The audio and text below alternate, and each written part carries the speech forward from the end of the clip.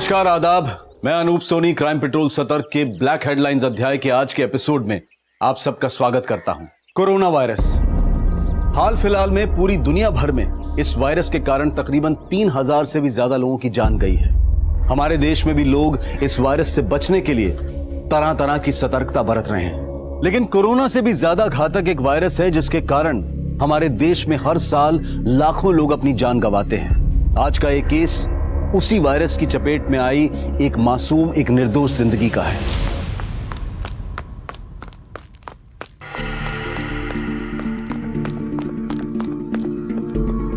उषा, धीरे दौड़ो, गिर जाओगी। धीरे। क्या होता है संगीता?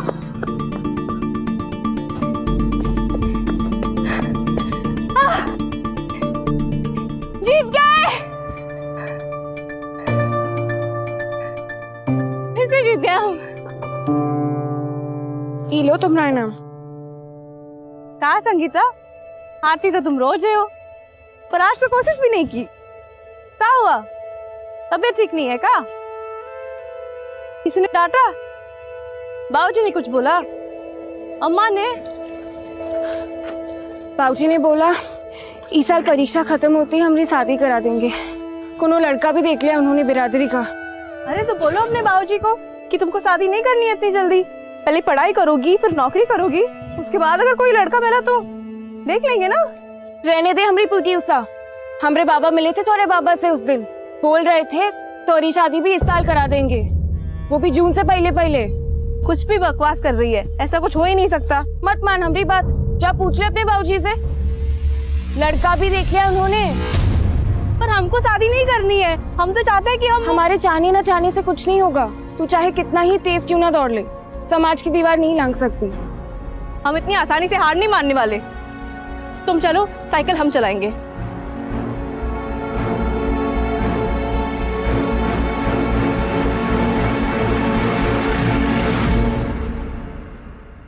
क्या हाल है बंसी? राम राम मालिक। चाय पियोगे? नहीं नहीं मालिक। गोपाल, क्या सुन रहे जी? तुम लोग जानवर का लाश उठाने से मना कर दियो। हड्डियां बूढ़ी हो चुकी है मालिक, वो अपना बोझ तो उठता नहीं है, तो जानवरों का कहाँ से उठाएंगे। और हमारे बच्चे तो ये सब काम करने से साफ मना कर चुके हैं मालिक। बच्चे कुछ ज्यादा समझदार हो गए हैं तुम्हारे।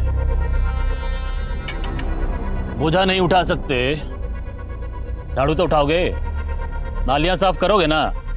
हाँ हाँ मालिक। मालिक 30 रुपए में पूरा नहीं पड़ता है। बगल वाले गांव में नाली साफ करने का 50 रुपए मिलता है। अच्छा, 50 रुपया चाहिए तुम लोग। अभी सर पे खड़ा मत रहो, जाओ पंच लोग से बात करके बताएंगे। मुंह में जुबान आ गया इन लोग को, कुछ करना पड़ेगा। क्या कहते नेताजी, 50 रुपया देंगे? बोले हैं कि देखेंगे, अब कि नहीं दिए ना तो काम छोड़ देंगे। 50 रुपया नहीं देंगे ना तो फिर हम सब मिलकर काम छोड़ देंगे। चलो मनोहर भैया, हम चलते हैं। रात में चौधरी के खेत की रखवाली करने जाना है। कहाँ बंसी भैया, दिन में खेत मजूरी, रात में रखवाली, थकते नहीं हो तुम? 3 बेटियां हैं भैया, दिन रात काम नहीं करेंगे तो कैसे पालेंगे पोसेंगे, कैसे शादी ब्याह करेंगे। चलो अच्छा हम चलते हैं। हाँ भैया हाँ।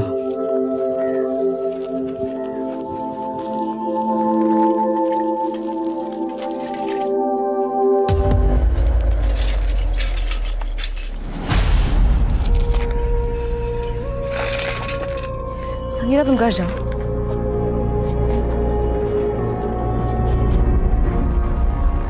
हम शादी नहीं करेंगे, हम बता देते आपको। हमको पहले पढ़ाई करनी है, फिर नौकरी करनी है। हमने पहले ही मना कर दिया था ना आपको शादी के लिए। लेकिन हम मना नहीं कर पाए, अच्छा रिश्ता सामने से आया था, कैसे मना करते। तो अच्छा खासा दहेज भी मांगे होंगे, कहाँ से देंगे इतने दहेज? हाँ, वो हम देख लेंगे। तुम्हारी 2 बहनें और हैं, तुम्हारी शादी हो जाएगी ना तो हमारा बोझ बोझ कम हो जाएगा ना हमारे जाने से। बाबूजी आप फिक्र मत कीजिए, अब से ना ज्यादा बोझ नहीं बनेंगे हम आप पे।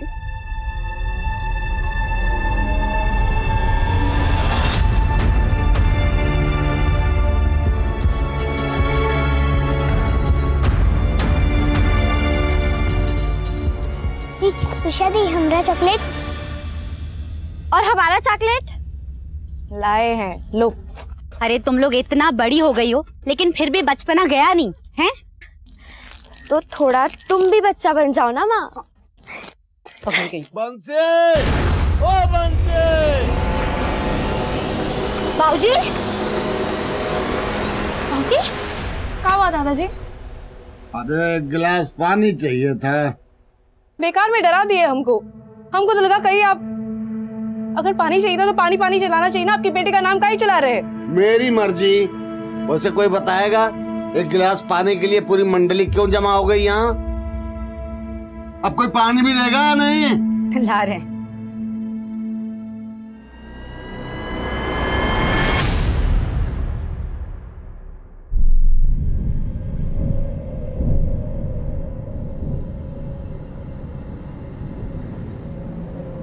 रुक काहे गई उषा? प्यास लगी है, पानी पी के आते हैं। ठीक है, तू जा पानी पी कर आ, हम चले रेस जीतने। तुम निकलो आगे, हम फिर भी तुमको ओवरटेक कर लेंगे, देख लेना। देखते हैं।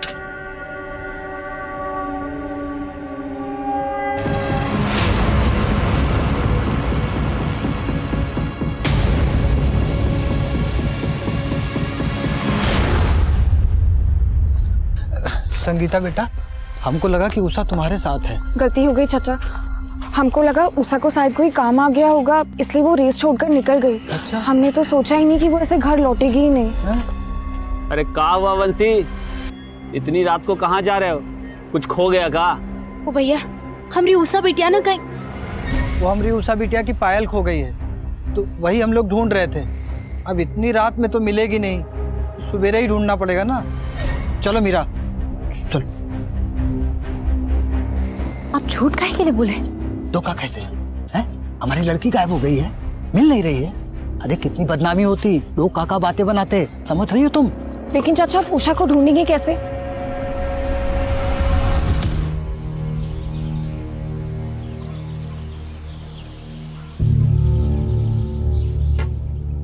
दो दिन हो गया, अब बहुत हो गया। अब हमको पुलिस को बताना होगा उषा के बारे में। लेकिन बाबूजी, जरा सोचिए कितनी बदनामी होगी इन बच्चियों के लिए। तो बंसी, नालियों का कचरा साफ कर करके तेरे दिमाग में भी कचरा भर गया है। तेरी खोखली इज्जत बिटिया की जान से बढ़कर है। तो बैठ, हम जा रहे हैं गांव वालों के साथ थाने। बैठ रही है तू।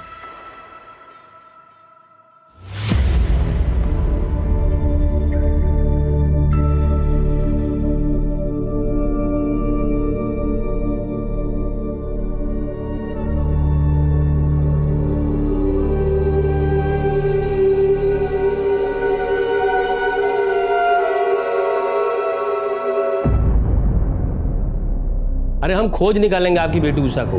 हम यहाँ क्यों हैं? जनता की सेवा के लिए है ना साहब। आप ही का आसरा है। अब लेकिन एक समस्या है।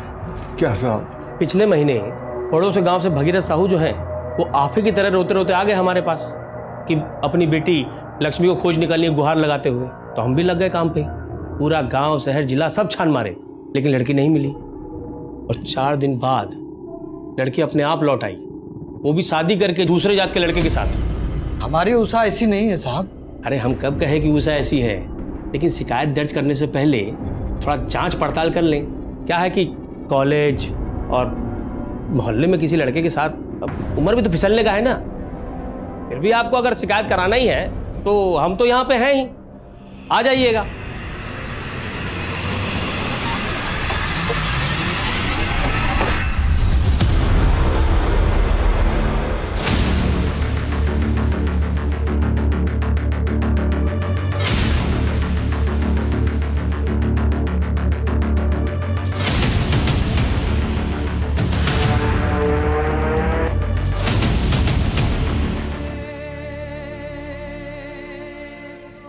देखिए, शिकायत तो हम दर्ज कर लेंगे, लेकिन इतना बात याद रखिएगा कि जब हम आपकी भागी हुई बेटी को उसके पति समेत सौंपेंगे ना, तो समझ में नहीं आएगा कि बेटी के मिलने की खुशी मनाए कि इज्जत मिट्टी मिलने का शोक।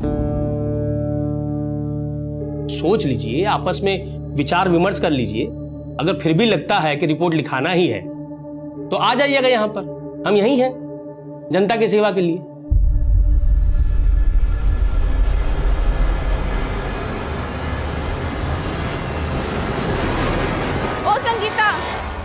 संगीता, कहाँ खोई हो? कब से बुला रहे हैं तुम्हें? कुछ नहीं, दिमाग में ऐसे ही कुछ चल रहा था। अच्छा, उषा का कुछ पता चला? नहीं। तुमका क्या लगता है उषा कहाँ हो सकती है? हमको कैसे मालूम होगा? हमसे काहे ऐसे सवाल कर रही है?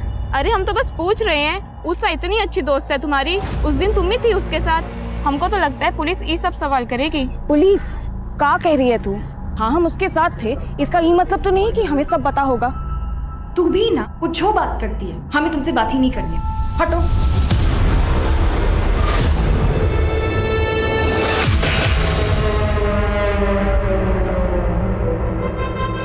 बाबूजी, हम संगीता से बार बार पूछे, वो बोली कि उषा की किसी लड़के के साथ दोस्ती थी ही नहीं। हमें तो लगता है पुलिस हमें डरा रही है ताकि हम शिकायत न दर्ज करवाएं। मेरी मानो शिकायत दर्ज करवा देते हैं। ठीक है बाबूजी। हाँ साहब, हमने सोच लिया साहब, हमें शिकायत दर्ज करवानी है। ठीक है, जो जनता जनार्दन चाहे। वैसे आप लोग का गांव माकनपुरा है ना? जी साहब। तब तो गड़बड़ हो गया। क्या है ना कि माकनपुरा हमारे थाने के अंडर नहीं आता। तो हम क्या करें साहब? आप लोग एक काम कीजिए, दौलतपुरा पुलिस स्टेशन चले जाइए। वहां का जो एसएचओ है वो भी हमारे तरह ईमानदार है, आप लोग की पूरी मदद करेगा। ठीक है, चलिए। बाबूजी, हम मनोहर के साथ दौलतपुरा पुलिस स्टेशन जा रहे हैं, रपट लिखा के ही आएंगे। बंसी भैया, अभी नंदू खबर किए कि मंदिर के पास वाले पेड़ पे ना एक लड़की की लाश लटकी पड़ी है। चलो चलो।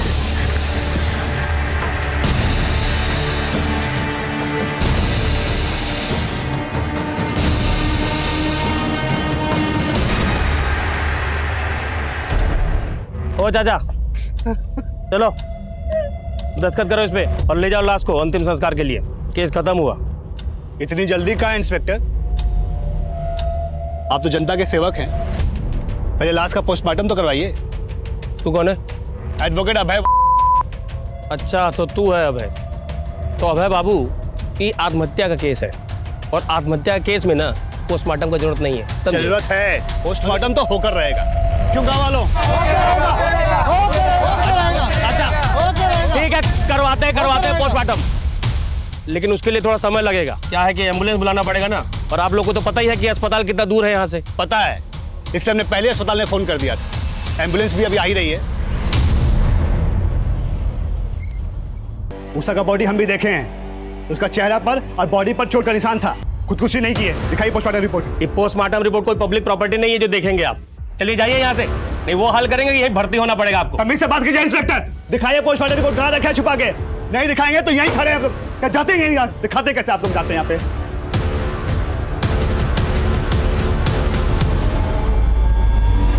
लखन जी, आप लोग जिद छोड़ दीजिए, बॉडी गल रही है। ठीक यही होगा कि आप लोग जल्द से जल्द उषा का अंतिम संस्कार कर दे। डॉक्टर साहब, हम लोगों में कुंवारी लड़की को जलाया नहीं जाता। ऑफिशियली देखा जाए तो उषा का केस क्लोज हो चुका था। पोस्टमार्टम रिपोर्ट कह रही थी कि उषा ने आत्महत्या की थी, लेकिन हकीकत कुछ और ही थी। उषा के साथ न सिर्फ बलात्कार हुआ था, बल्कि उस मासूम ने 4 दिनों तक अमानवीय यातनाएं भी भुगती थी। कौन थे दरिंदे और क्यों हुआ था उषा के साथ इतना भयानक अपराध? इन सारे सवालों के जवाब मिलने अभी बाकी थे, लेकिन सच की एक फितरत होती है कि उसे कितना ही क्यों न दबा दिया जाए, पर आखिरकार वो सतह पर आ ही जाता है। एडवोकेट अभय का वीडियो वायरल होने लगा था। सोशल मीडिया पर जस्टिस फॉर उषा के नाम से एक मुहिम शुरू होने लगी थी और इस मुहिम में बॉलीवुड के सेलिब्रिटीज भी जुड़ने लगे थे। अखबार, टीवी और सोशल मीडिया से इस कदर दबाव बढ़ा कि पुलिस को उषा के केस को फिर से रीओपन करना पड़ा। देखिए, हम ये केस क्राइम ब्रांच को ट्रांसफर कर रहे हैं और साथ ही इंस्पेक्टर दरबारी को इस केस की तहकीकात खत्म होने तक सस्पेंड किया जाता है। सर, किस ऑफिसर को ये केस अलॉट हुआ है? ऑफिसर आदिल खान को। ये वीडियो एविडेंस रिकॉर्ड से वायरल कैसे हुआ? सर, लोकल पुलिस थाने से लीक किया होगा किसी बेवकूफ ने, शायद पैसों के लालच में। उषा एक अच्छी स्टूडेंट थी, एथलीट भी अच्छी थी। 5 दिन बाद उसकी लाश मिली पेट पर लटके हुए। सबसे पहले हमें उषा का पोस्टमार्टम दोबारा करवाना होगा।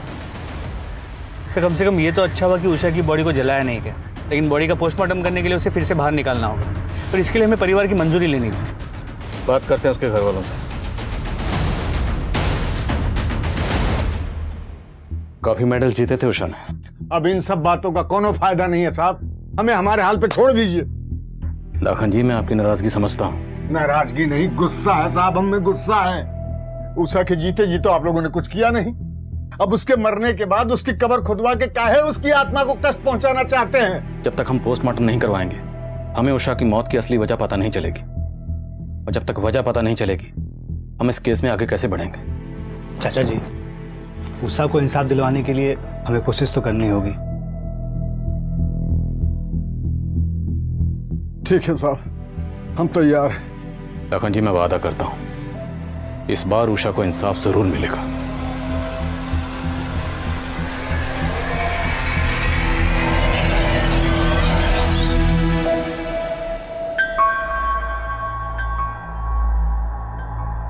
जी कहिए।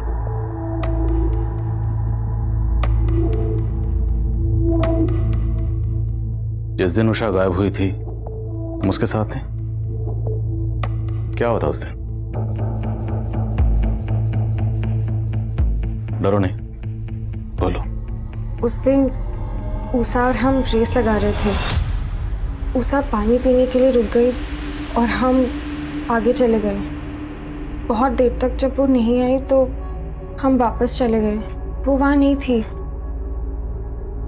पुजारी जी से भी पूछा, उनको भी कुछ पता नहीं था।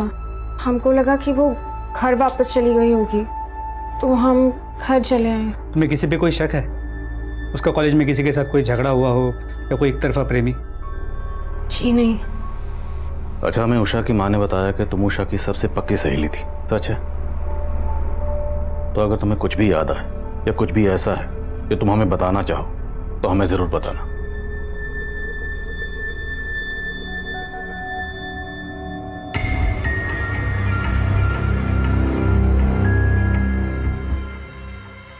बाबा, हम अभी आते हैं। सच सच बताओ, उषा के साथ ये जो कुछ भी हुआ उसमें तुम भी? हम कैसे मान ले तुम्हारी बात? ठीक है, लेकिन कल अगर हमें पता चला कि इस सब में तुम ही शामिल थे ना, तो हम खुद जाके पुलिस को तुम्हारे बारे में बताएंगे।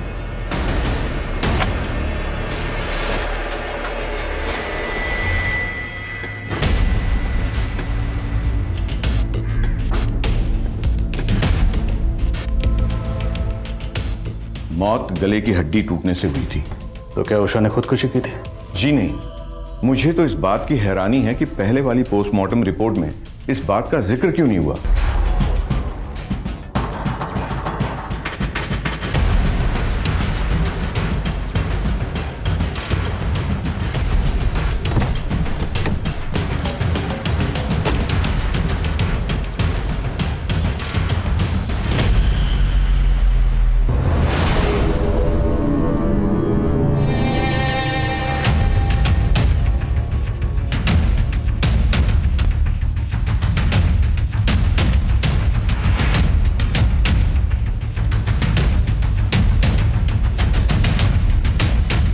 लाश को इतनी ऊंचाई पर ले जाकर टांगा गया।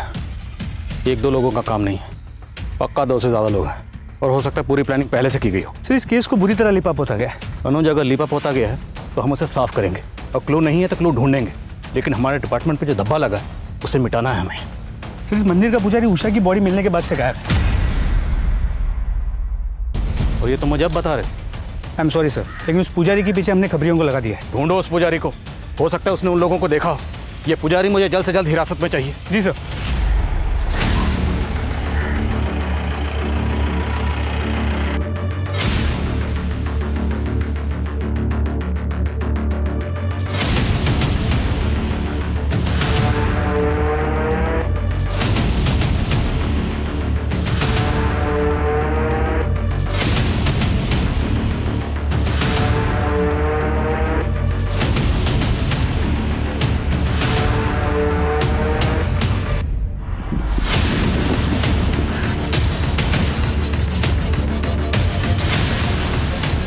कैसा है भाई? सब बढ़िया रे, बैठा।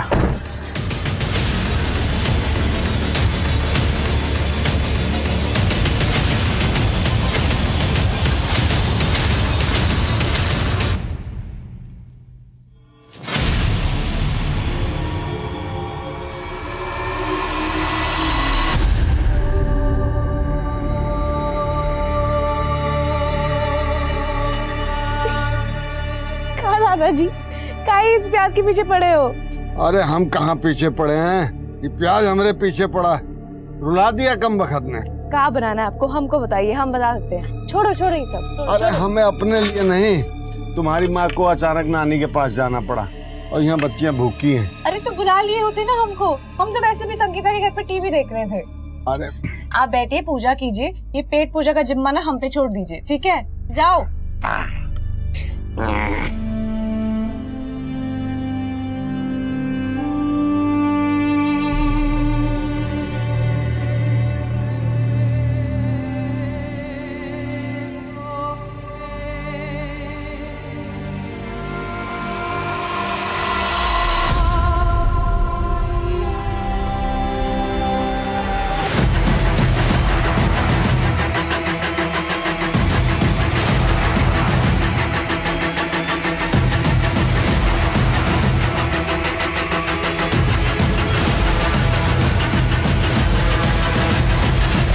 साहब हम कुछ नहीं किए हैं साहब, हम पे विश्वास कीजिए साहब, हम सच बोल रहे हैं साहब। भगवान के मंदिर में रहते हो पंडित जी, शैतानों का साथ देना उचित नहीं।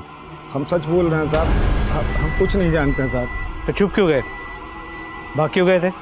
वो उषा की फांसी के बाद जब सारे गांव वालों को पता चली साहब, वो हमसे झगड़ा करने लगे, हमें मारा पीटा और हमारा हाथ तोड़ दिया साहब। साहब वो उषा का फांसी का वीडियो हम ही बनाए थे। अब इस संकट से निकलने का एक ही उपाय है पंडित जी, याद करिए जिस दिन उषा गायब हुई थी, क्या उस दिन कुछ ऐसा हुआ था जो आमतौर पर नहीं होता? कुछ भी अजीब? सोचो। कुछ याद आ रहा है या अपनी तरह से याद दिलाएं? वो उस यकीन के साथ तो नहीं साहब, लेकिन उस दिन मंदिर के पास आके एक गाड़ी रुकी थी। कौन सी गाड़ी थी, नंबर क्या था? अब नंबर तो नहीं याद है, लेकिन वो सफेद कलर की गाड़ी थी साहब। ये सफेद गाड़ी की कहानी सुना कि पुजारी हमें गुमराह करने की कोशिश तो नहीं कर रहा? मनोज, शक करने का तो बनता नहीं। अगर हम ये मान भी लें कि सारा कांड उस पंडित ने किया, तो पंडित इतना बेवकूफ़ तो होगा नहीं कि पहले रेप करेगा, मर्डर करेगा और फिर मंदिर के बाहर ही उषा की लाश को पेट पर लटका देगा और उसके बाद वीडियो बनाएगा। जी सर, और अगर पुजारी सच कह रहा है तो यही सफेद गाड़ी हमें गुनहगारों तक पहुंचा सकती है। एक काम करो, आसपास के गांव के जितने भी पुलिस स्टेशन है सबसे कांटेक्ट करो, जितने भी हिस्ट्री शीटर इस वक्त बाहर हैं सबको राउंड ऑफ करो।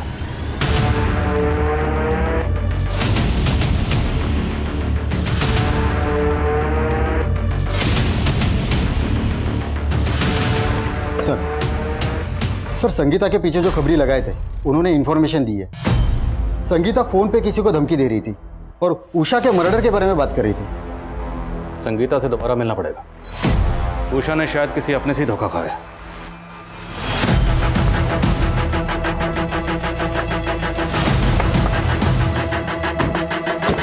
संगीता, हम चाहते तो मैं थाने बुला सकते थे, पर हमने नहीं बुलाया क्योंकि हम नहीं चाहते थे तुम्हें कोई तकलीफ हो, क्योंकि तुम एक स्टूडेंट हो और उषा की सबसे अच्छी दोस्त थी। अब दोस्त थी तो ये भी चाहती होगी कि जिसने भी उषा के साथ गलत किया उसे सजा मिलनी चाहिए, चाहती हो ना? तो तुम्हारी मदद के बगैर हम उन्हें सजा नहीं दिला सकते। सब उषा का एक फ्रेंड था अशोक, हमरे गांव का ही लड़का है, हमरे साथ ही पढ़ता है। उषा और उसकी बहुत अच्छी बनती थी, है भी वो अच्छा लड़का। तो क्या उषा और अशोक के बीच में कुछ? हमको नहीं लगता, ऐसा कुछ होता तो उषा हमको बता दी होती। मुझे इस अशोक का फ़ोन नंबर और एड्रेस चाहिए। अच्छा, तुमने उस दिन किसी सफ़ेद रंग की गाड़ी को नोटिस किया था? सफेद गाड़ी शायद देखी थी, लेकिन हमने इतना ध्यान नहीं दिया।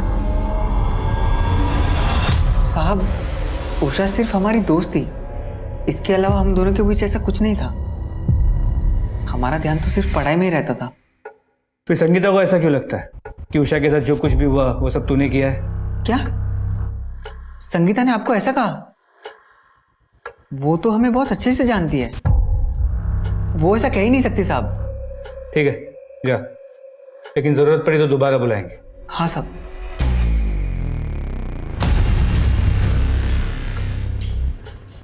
देखने से सीधा लगता है, लेकिन फिर भी नजर रखना।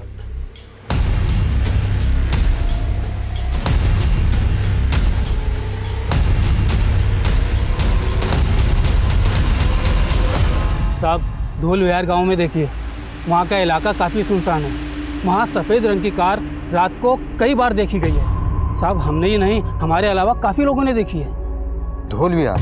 हाँ। कहाँ पे है जगह?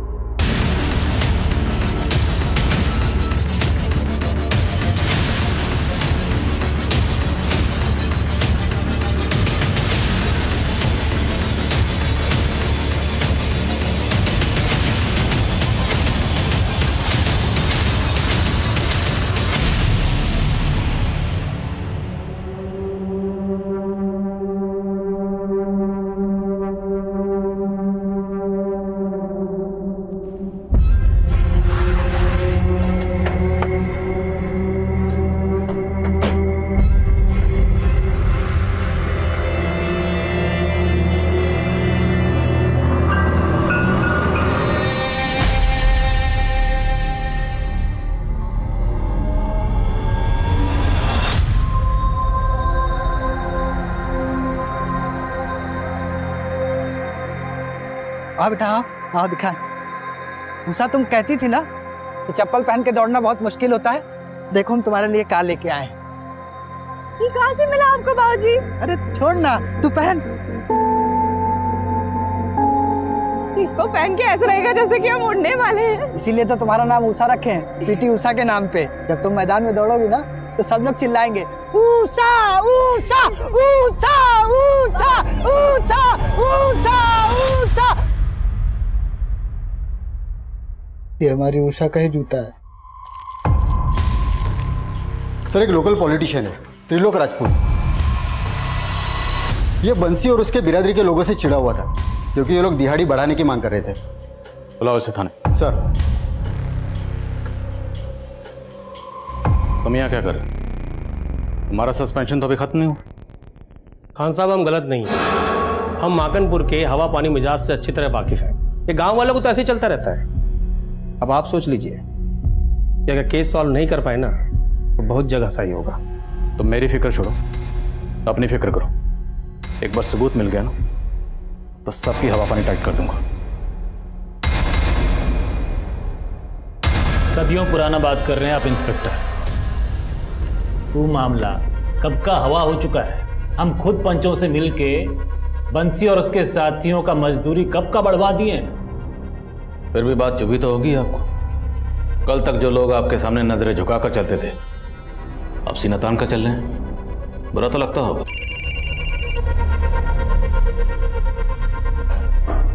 जैन सर।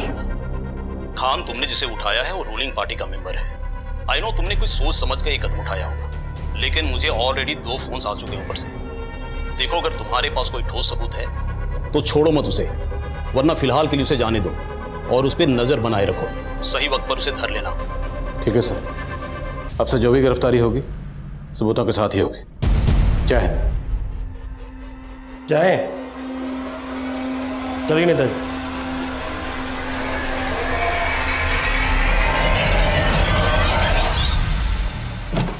हमें अपनी तहकीकात का तरीका बदलना होगा। उषा जहां से गायब हुई, जहां पर उषा को रखा गया और फिर फाइनली जहां पर उषा की लाश मिली, ये सारी जगह एक दूसरे के आसपास है। सर, इससे इतना साफ हो जाता है कि वो लोग गांव के चप्पे चप्पे से वाकिफ हैं। बिल्कुल। जिसने भी ये कांड किया या तो इसी गांव के या फिर आसपास के गांव के। उषा के गायब होने से लेकर उषा की लाश मिलने तक जितने भी लोग इस गांव को छोड़कर गए सबकी लिस्ट बनाओ। और अगर कोई गांव के बाहर पैसा भेज रहा है और जरा सा भी शक है, उठाओ उसे। ये लोकल नेता त्रिलोक और हमारे डिपार्टमेंट के होनहार इंस्पेक्टर दरबारी, सब पर नजर रखो। सर। सर।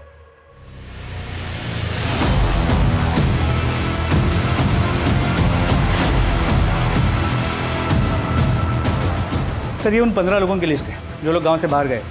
इन सब के बारे में पता किया, 13 लोगों से बात भी हुई, क्रॉस वेरीफाई भी की। सब अपनी बताई हुई जगह पर ही थे। सर, लेकिन इनमें से 2 नंबर क्रॉस चेक नहीं हो पाए। ये दोनों कॉलेज स्टूडेंट हैं, सुजीत सिन्हा और दर्पण सिन्हा। हमने इनके कॉलेज में इंक्वायरी की तो पता चला कि 15 दिन से वो कॉलेज नहीं आ रहे। इन दोनों के कॉल डिटेल्स निकलो। जी सर, इन दोनों के कॉल डिटेल्स में कॉमन नंबर है, किसी कमल चौहान का है। जिस दिन उषा गायब हुई थी, सुजीत, दर्पण और कमल तीनों के मोबाइल की लोकेशन मंदिर के पास की है। सर, उसके बाद लगातार 5 दिनों तक इन तीनों की लोकेशन उसी जगह की थी जहाँ पे उषा को रखा गया था और टॉर्चर किया गया था। ये लोग जहाँ भी हैं ढूंढ निकालो इन्हें। उषा के कातिल यही। सर, तीनों के फोन स्विच ऑफ है, इसलिए करंट लोकेशन का पता नहीं चल पा रहा। लेकिन 3 दिन पहले सुजीत का फ़ोन कुछ टाइम के लिए स्विच ऑन हुआ था और उसकी लोकेशन थी पुणे का विट्ठल नगर। पुणे? क्यों खान साहब, पुणे जा रहे? आ गए तुम, मालूम था। दर्शन देने जरूर आओगे। समझाने आए हैं सर। आप तो एक केस के लिए आए हैं, खत्म होते ही चले जाएंगे। रहना हम ही को यहाँ पर है, काहे संतुलन बिगाड़ रहे हैं सर? कैसा चल रहा है, चलने दीजिए। तुम्हें कुछ कार मैकेनिक का या कोई और काम आता है, सीख लो, काम आएगा, क्योंकि तुम्हारी नौकरी अब जाने वाली।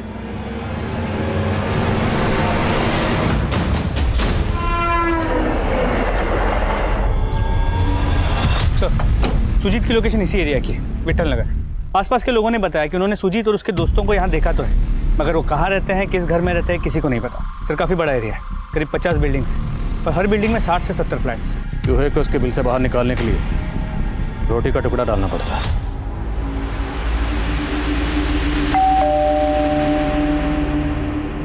हाय मैम, हम आर्थर पिज़्ज़ा से। हमने आपके एरिया में एक नया आउटलेट खोला है और हम यहाँ सर्वे के लिए हैं। कुछ सवालों का जवाब दीजिए और ये पिज़्ज़ा आपका फ्री, साथ में कोल्ड ड्रिंक का वाउचर भी। तो मैम, आपके घर में कितने लोग रहते हैं? मैं रहती हूँ, मेरे हस्बैंड है और मेरी डॉटर। और कोई गेस्ट वगैरह हैं? नहीं, कोई गेस्ट तो नहीं। Thank you ma'am. ये आपका पिज़्ज़ा और ये आपका कोल्ड ड्रिंक का voucher. Thanks ma'am. Sir, room number 409 negative.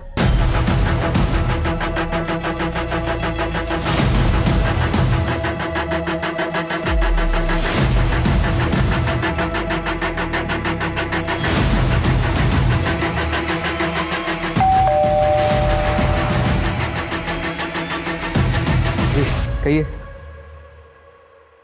Sir, pizza deliver हो गया। मैं पिज़्ज़ा मंगाया नहीं था, किसने भेजा? तेरे ससुराल वालों ने।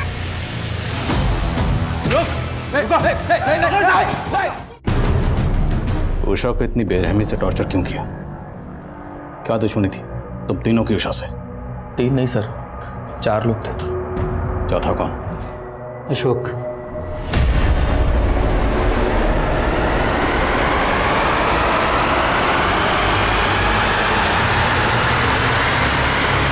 उठाओ अशोक। सर। कितनी हैवानियत! आखिर क्या बिगाड़ा था उस मासूम ने तुम लोगों का?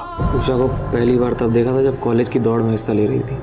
दौड़ तो ज़मीन पे रही थी, पर बिजली हमारे दिलों में दौड़ गई। उषा जैसी कोई थी नहीं दूसरी गांव में, चढ़ गई हमारी नज़रों में। लेकिन यह अशोक को उससे प्यार हो गया। मान ही नहीं रहा था, बहुत मुश्किल से समझाया और फिर बनाया प्लान, क्योंकि हम जानते थे उषा कब्र कहाँ होती है।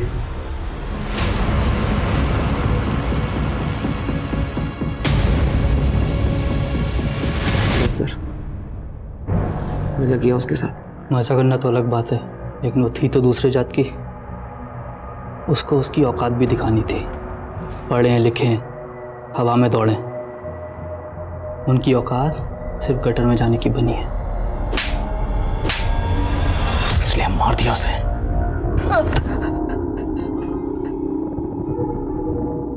उषा तुझे अपना अच्छा दोस्त मानती थी, अच्छी दोस्ती निभाई तूने। साहब गलती हो गई साहब।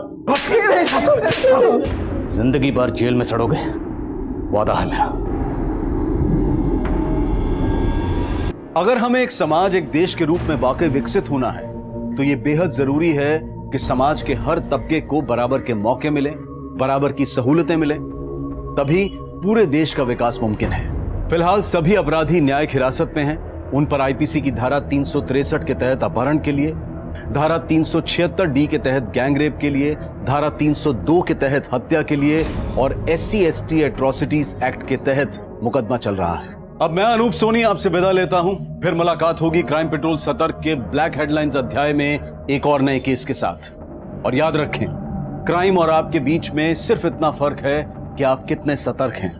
सतर्क रहें, सुरक्षित रहें। जय Hind. For more updates, subscribe to our channel, click the show links and enjoy watching the videos.